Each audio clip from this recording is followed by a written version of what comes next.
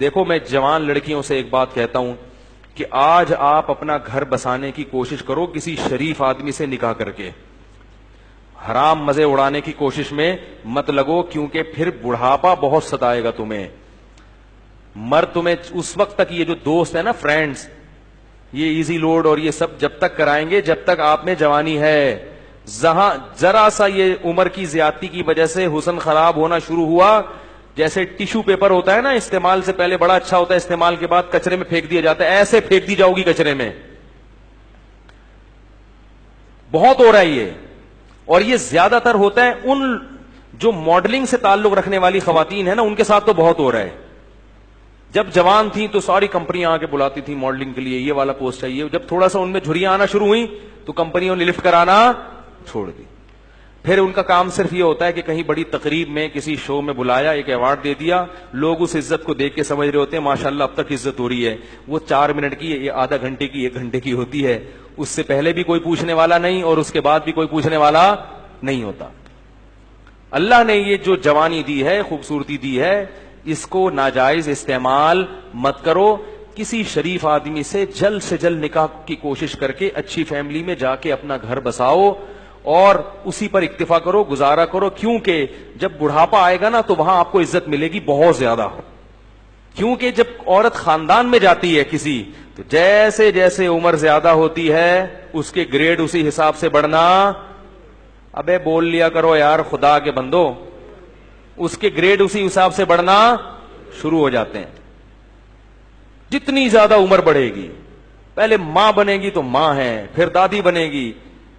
ہمیں یاد ہے ہماری والدہ اتنی بوڑھی ہو گئی تھی، اللہ مغفرت فرمائے، اور بستر پہ پڑی ہوئی ہیں، لیکن اب تک ان کی یاد دماغ سے نہیں نکلی. کچھ بھی نہیں کرتی تھی بیچاری، لیٹی رہتی تھی، لیکن وہ بھی ایک اچھا لگتا تھا اور دل چاہتا ہے کہ کاش دنیا سے نہ جاتی. وہ بھی اب یاد آتی ہیں.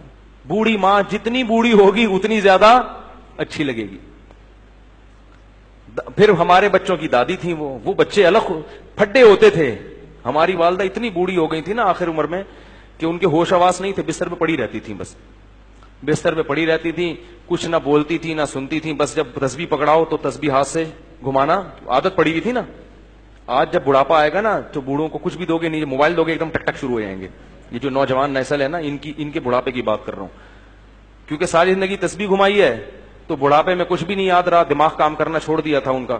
تو اب جب تسبیح پکڑاؤ تو خود بخود تسبیح. سورہ یاسین جب میرے بھائی پڑھتے تھے تو جو آیت کہیں وہ ایک حرف رہ جاتا تھا نا تو اگلا حرف ان کی زبان سے نکل جاتا تھا. سورہ یاسین بہت پڑھتی تھی. تو کچھ بھی نہیں کر رہی، لیکن پھر بھی گھر میں کیا ایک احساس ہے کہ گھر میں ماں موجود ہے. بچے بھی خوش ہوتے تھے. اس گھر میں لے گیا تو بچے کہتے تھے دادی کو گھسیٹ کے یہاں لے کر آؤ، ٹھیک ہے نا. ادھر بچوں کو تو دادیوں سے، بوڑھوں سے بڑی مناسبت ہوتی ہے. اس گھر میں لے گیا تو بچے کہتے نہیں اما کو، دادی کو کہاں لے کر آؤ. بچے مانوس ہوتے ہیں. اگر اولاد نہ ہو اور گھر نہ بسایا ہو تو بڑھاپے میں یہ عزت ملے گی؟ کوئی محلے والے پوچھیں گے کیا؟ یا وہ اگر کوئی خاتون نے جوانی میں ماڈلنگ کی ہو تو کیا بڑھاپے میں کمپنیاں اس کو یہ پروٹوکول دیں گی؟ شکر ہے یار نہیں دیں گی نا. انہوں نے جواب دیا نہیں دیں گی. تو اس لیے یہ رنگ رلیوں پہ زمانے کی نہ جانا اے دل، یہ خزاں ہے جو بانداز بہار آئی ہے. اور یہ بھی یاد رکھو، جہاں اللہ نے عورت کو حسن بہت زیادہ دیا نا، اللہ عورت سے یہ حسن چھینتا بھی بہت جلدی ہے. مرد بہت دیر سے بڈھے ہوتے ہیں، عورتیں بہت جلدی بوڑھی ہو جاتی ہیں. مرد تو 40 سال میں تو پتہ چلتا ہے کہ آدمی بنا ہے. یہ تو مشاہدہ، ایک میڈیکل سائنس کی ایک حقیقت ہے اور مشاہدہ بھی ہے. 40 سال میں جب آدمی قدم رکھتا ہے نا تو قرآن کہتا ہے حتی اذا بلغ اشدہ، یہاں تک کہ اپنی بھرپور طاقت کو پہنچتا ہے. تو 40 سال میں تو مرد آدمی بنتا ہے اور زور پیدا ہوتا ہے اس کی آواز میں، اس کی چال میں. بہت ٹائم سے جا کے بوڑھا ہوتا ہے. اور لڑکیاں جلدی ان پہ بڑھاپا آتا ہے، ان کا حسن و جمال بہت جلدی ختم ہوتا ہے. یہ قدرت کا ایک اصول ہے، اس کو آپ چینج نہیں کر سکتے. تو اب اس میں تو عورت کو اور زیادہ خیال کرنا ہے کہ بھائی جلدی اپنے آپ کو ٹھکانے لگاؤ، جلدی اپنے آپ کو کسی گھر کا فرد بناؤ، کسی خاندان کا فرد بناؤ. نہیں جی ابھی ہم نے جاب کرنی ہے, ایکچولی میں نے ایجوکیشن یہاں تک حاصل کرنی ہے, میں پی ایچ ڈی کروں گی, پھر میں ڈاکٹر بنوں گی, پھر میں یہ کروں گی. یہ خواتین کے فون آتے ہیں نا, میں ان کو سمجھاتا ہوں شادی کرو بھائی, نہیں میں یہ کروں گی, تو ٹھیک ہے کر لو. جب وہ پی ایچ ڈی کر لیا انہوں نے, میں پی ایچ ڈی سے منع نہیں کرتا, یہ شادی کے بعد بھی ہو سکتی ہے, میں ڈاکٹر بننے سے منع. اور خدا کا واسطہ جب نکاح کر کے لایا کرو تو اپنی بہوؤں کو کسی تعلیم سے روکنے کی کوشش بولو بھائی مت کیا کرو, پڑھاؤ اچھا ہے تمہارا فائدہ ہوگا. لیکن نہیں جی ابھی ایکچولی یہ پھر ایکچولی کر کر آ کے ڈاکٹر بن گئی.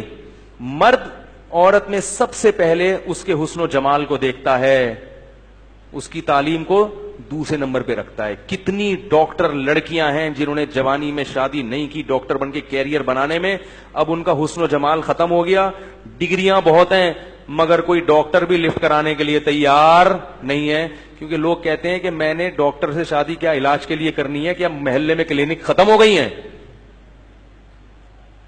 یاری بات.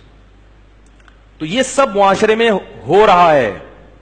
ماں باپ بھی کہتے ہیں نہیں بچی جب تک یہاں تک نہیں پہنچ جائے گی ہم نہیں کریں گے. بھائی نقصان ہو رہا ہے اس کا, جیسے جیسے عمر زیادہ ہو رہی ہے اس کا کیا ہو رہا ہے, نقصان ہو رہا ہے. تو اسی لیے شریعت نے بھی کہا کہ جلدی نکاح. اور دیکھو نبی صلی اللہ علیہ وسلم نے خاتون کا نکاح کرایا, شوہر کو کہا کہ تم ان کو پڑھاؤ گے, قرآن پڑھاؤ گے. اس نے بتا دیا کہ نکاح تعلیم میں رکاوٹ نہیں ہے, یہی پڑھا دیں گے ان کو.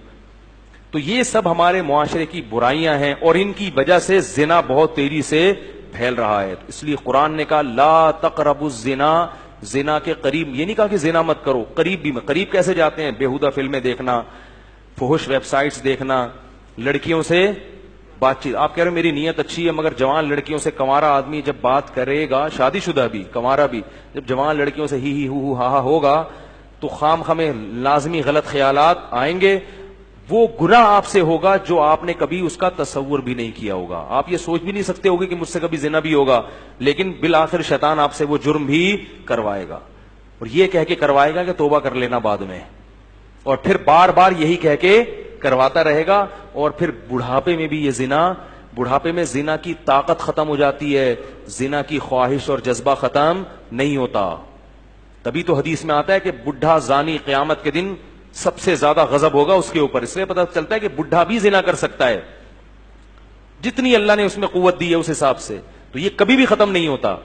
اس لیے اپنے آپ کو ان برائیوں سے دور رکھو, پاکیزہ زندگی. کوئی انٹی کا فون آتا ہے, بات چیت ہوتی ہے, ٹو دا پوائنٹ بات کی اور پتلی گلی سے نکل لیا. میں یہ نہیں کہہ رہا بد اخلاقی کریں کسی سے, ٹو دا پوائنٹ, ہاں جی السلام علیکم وعلیکم جی. خواتین کی عادت ہوتی ہے ہر ایک سے. اچھا یہ بھی یاد رکھو جو خواتین لڑکیاں خام خواہ میں فری ہو جاتی ہیں ان سے یہ نہ سمجھا کرو کہ میں آپ پہ وہ لٹو ہیں. یہ بھی مرد کو نا خام خواہ میں اپنے بارے میں وہم ہوتا ہے. کوئی بھی ہاں ہاں کر کے بات کرے کہ یار لگتا ہے میرے لیے انتظام ہو گیا. تو یہ ایسا نہیں ہے. زیادہ خوش فہمی میں مبتلا ہونے کی ضرورت نہیں ہے. بعض لڑکیوں کی عادت, خواتین کی عادت ہوتی ہے ہر ایک سے اسی طرح بات کرتی ہوں. آدمی سمجھ رہا ہوتا ہے یار آج تو میرے تو وہی قسمت کا ستارہ روشن ہو گیا. پھر جب آپ دوستیاں لگانے کی کوشش کرو گے اور خیالات لے کے ڈپریشن کے مریض بنو گے, وہ آپ کو ٹھینگا دکھا کے نکل لے گی. پھر فون کرے گا مفتی صاحب ڈپریشن کا مریض بن گیا ہوں, خودکشی. تو اپنے آپ کو روک کے رکھو ان چیز سے. کیا خیال ہے بھائی, صاف ستھرا دماغ رکھو.